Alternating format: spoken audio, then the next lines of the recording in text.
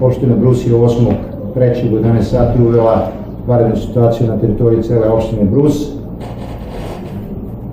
Borili smo se sa snegom koji je u predelu krive reke iznosio i do 1,20 m.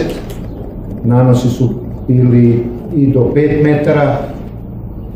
Danas smo ukinuli vanrednu situaciju, osim u 5 naseljenih mesta: Kriva reka, Žarevo, Batote, Donje Leviće i Ravnište. Zaključno s jučerašnjim danom čistili smo ukupno 567 km opštinskih puteva.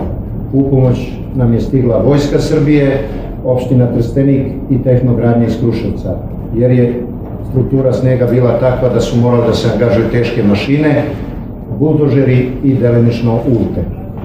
U vreme vanredne situacije imali smo preko 30 evakuacija, zbrinjavanja ljudi, pomoći bolesnim i ugroženima, dostavljanje hrane i drugih vidova potreba za naše građane.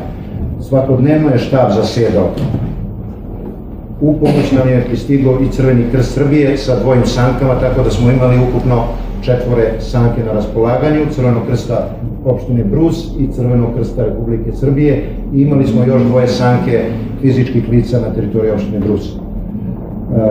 Na jutrošnjoj sednici štaba zaključeno je da je štab u vreme vanredne situacije profesionalno i pravično postupao i da je izašao u susret svim građanima.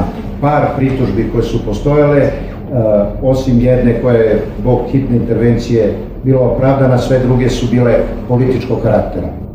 U ovo vreme vanredne situacije smo uložili maksimum, bili na terenu čitavi period trajanja vanredne situacije i borili se za građane.